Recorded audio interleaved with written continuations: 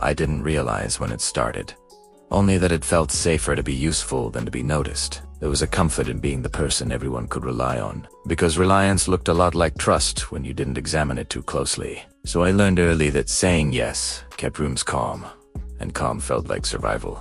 People smiled more when I responded quickly, and messages marked urgent seemed to find me first, even when they weren't sent directly. I told myself it was because I was capable, not because I was expected to carry more. Over time, availability became my reputation, not my ideas or my perspective or even my presence, just my willingness to show up without resistance. It felt like respect, or close enough that I didn't question Italiano. In meetings, I listened carefully, tracking what wasn't said as much as what was. I spoke only when clarity was needed, keeping my tone steady and my posture open, learning how to make my voice useful without making it heavy. Requests arrived gently at first, wrapped in politeness, tenkaswaji, like assumptions already approved. Eventually, they came without asking at all, and I didn't remember choosing this role. It felt like something I stepped into without noticing, the way water finds the lowest point in a room. Each yes made the next one easier,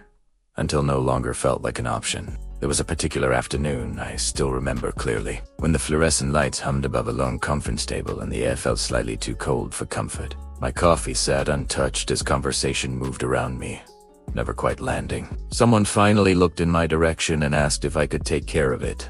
The question practiced and familiar, almost kind. I nodded before finishing my breath, and the room visibly relaxed. That reaction stayed with me longer than the task itself, teaching me how much relief my compliance provided. It also taught me how invisible the effort behind it had become. I stayed late that night, finishing work no one stayed to watch, the building emptying slowly as footsteps faded down the hall.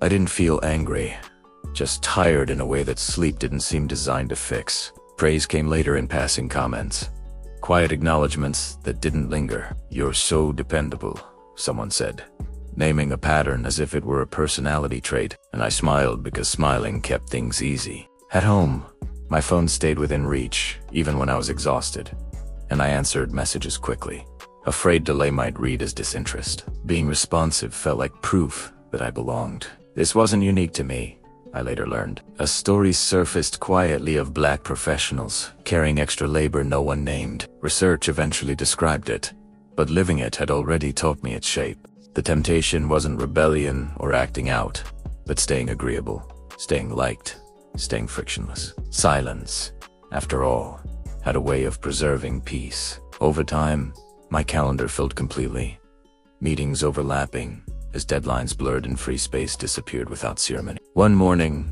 staring at my screen, something inside me paused.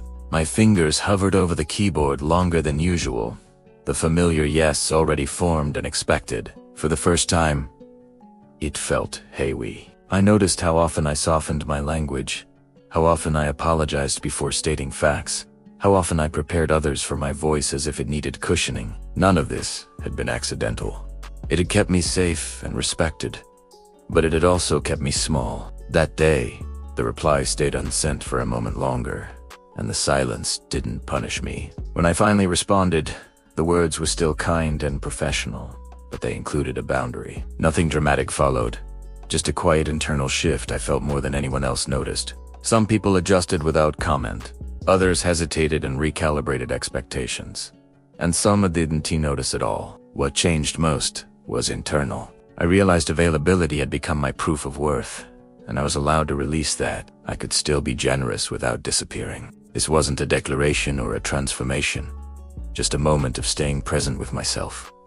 Quietly, that was enough. I remained capable and steady, still engaged, but no longer using exhaustion as evidence. Being useful stopped being my only language. This was Voices Unseen Quietly Real, Episode 5.